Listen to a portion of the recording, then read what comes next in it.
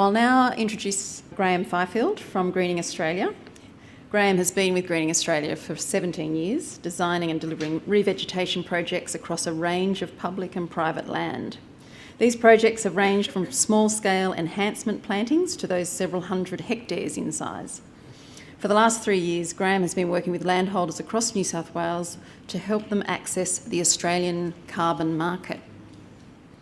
He will discuss the opportunities for landholders through both carbon offsets and more traditional incentive funding programs to plant native trees for screens and windbreaks, to accelerate their farm plans, to generate their own carbon credits, to provide habitat for wildlife, or to secure an additional source of income from planting native trees and shrubs. Thanks, Graham. Thank you, Karen. Thanks, everybody. What a fantastic turnout on a Thursday afternoon to talk about trees.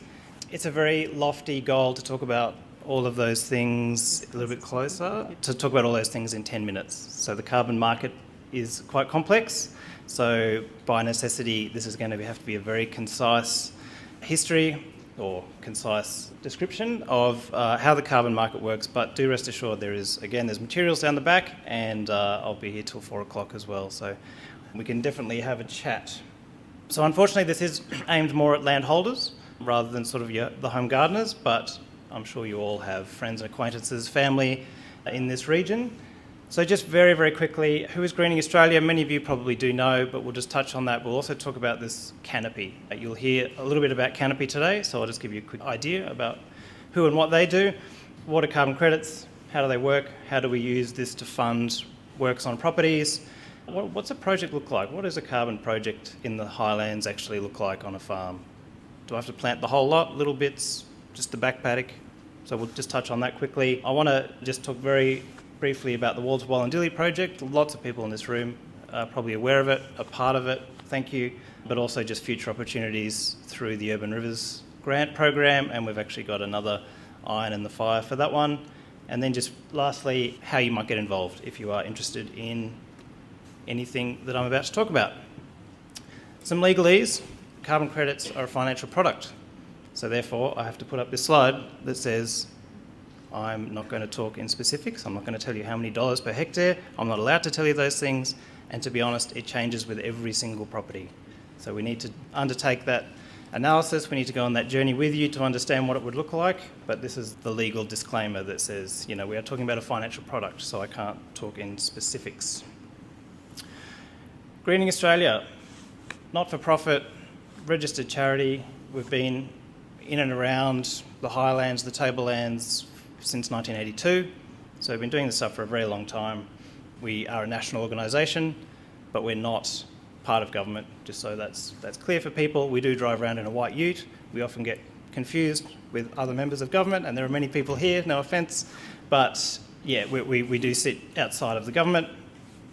Canopy is a subsidiary organisation of Greening Australia that was set up because not-for-profits and investment and capital and carbon credits is not a very good mix. So it's a subsidiary business entirely owned by Greening Australia, and the role of Canopy is all of the buying and the selling of carbon credits, taking that capital from investors and turning it into on-ground action. That sits much more neatly with the subsidiary business. So it's the same people, different t-shirt, we're all one big happy family.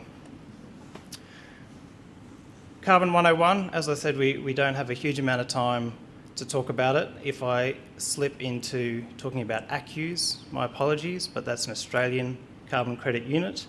There are other types of carbon credits that you may be aware of. There's a European scheme, there's gold standard, there's all sorts of things.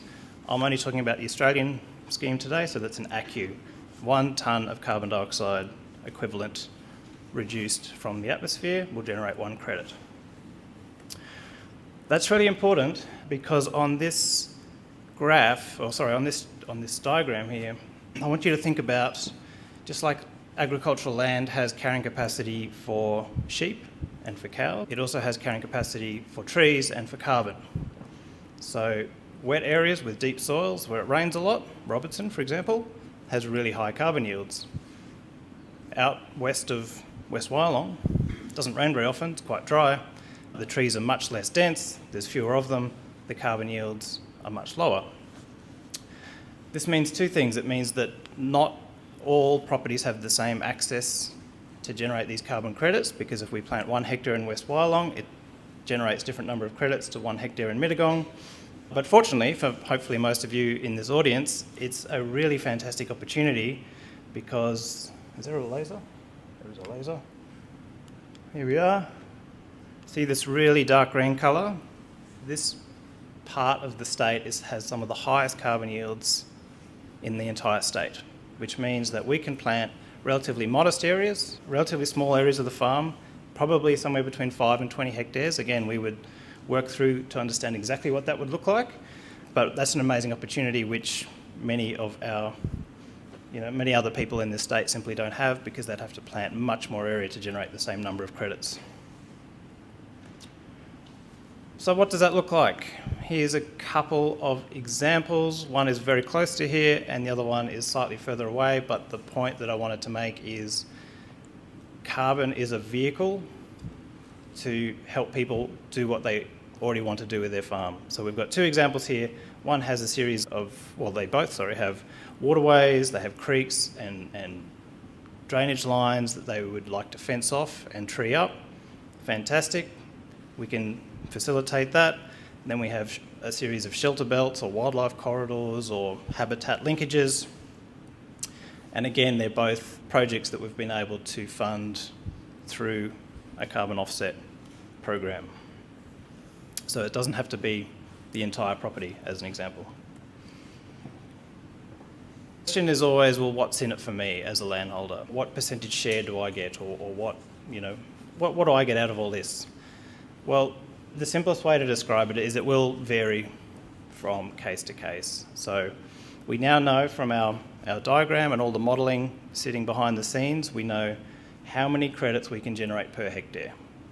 So if you say, Graham, I want to plant 12 hectares, great. Well, let's work this out. So it might be 15,000 carbon credits to do that farm plan.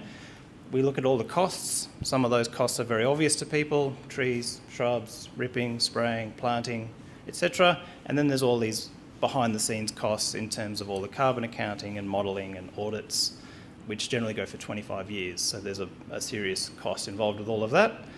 And in a beautiful sort of economic reductionist way, we come up with $1 per credit. We can compare that against what our investors have said they're happy to pay, and anything that comes in under that is essentially what we can offer back. So what I'm saying is that very skinny little areas with a high cost of fencing are less likely to return as much as wider corridors where we get more credits for the same cost of the fence, or larger parts of the farm, the back paddock or that rocky hill slope or that sort of thing. So again, we can't talk in the specifics today, but I can say that generally the more cost effective, the more credits we can generate, the higher the return, the higher the what's in it for me just looks better and better. So beyond that, I guess I've been working in this space for 3 or 4 years on top of 15 years of trying to grow trees before that. The sorts of things I'm hearing are really about this capital investment. We can take someone else's money and we can plonk it onto your place. So we have all the costs of the fences, all of the planting, and all of that work is paid for by someone else. Seems like a pretty good outcome. For those producers in the room, those people who are growing wool or lamb or beef, we're starting to see through the supply chain, people are tracking their carbon accounts back to their suppliers, because that's something that they might have to offset down the track. So if they can buy from Farm A with this number of units of methane or carbon, or they can buy from Farm B, and Farm B has a carbon offset project in place, it may end up in a scenario where that's giving preferential access into the market. We're already seeing carbon neutral beef at the supermarket, and we're seeing a range of carbon neutral products start to enter basically driven by consumer demand for low carbon products. The third one is something that I'm really excited about. Is just the ability to fast track people's farm plan. A lot of people will have a big map and have a series of overlays on top. We can use this capital and we can sort of accelerate that whole, what could be a 10-year journey, and do it much more quickly. As Jenny pointed out, we can do it for really great biodiversity outcomes, whether that be a koala or a glossy black cockatoo or a flame robin, whatever, insert your favourite species. So there's a really great tangible biodiversity outcome. These are native trees and shrubs, and like Jen said, these, again, they'll be locally specific to your farm and to your region. And the last one, yeah, look, there's some really tough parts of the country. There's some bits of the land that we hear, you know, we probably should never have cleared that country. Here's an opportunity to actually restore it, take it out of the management headache basket, but it can still generate an income for the business. So that's a very, very quick rundown of carbon. I'll just touch very briefly on, I guess, a program that many people in the room may or may not be aware of, which is the Wall to Wallandilly program, partnered with council and local land services and the community and local nurseries and all sorts of, you know, support and partnerships.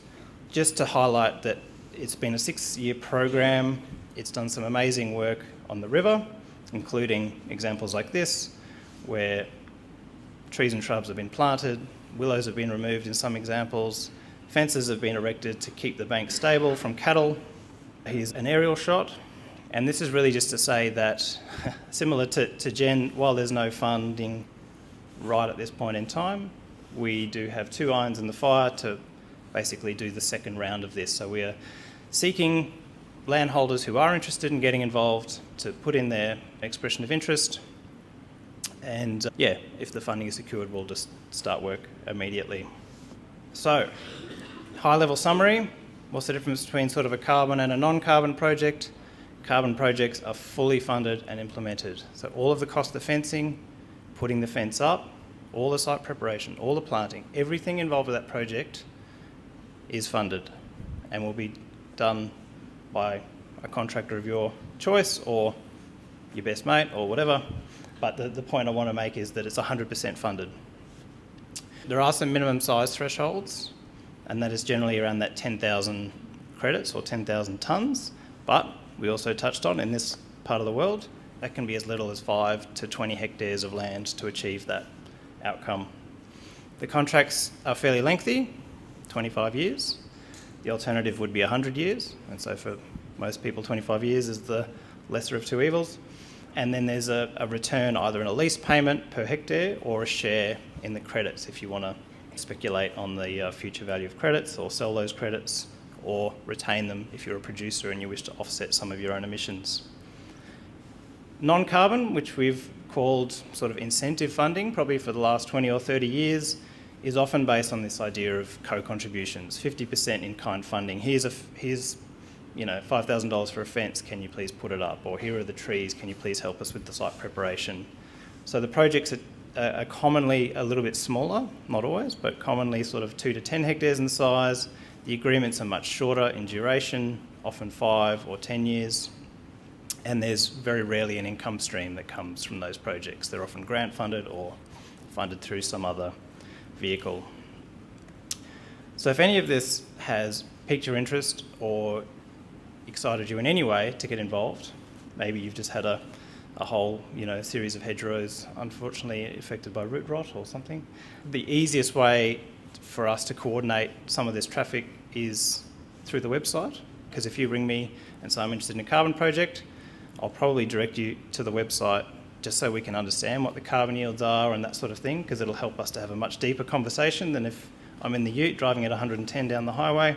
So greeningaustralia.org.au/landholders. So thank you very much for your time, and I look forward to chatting to some of you afterwards.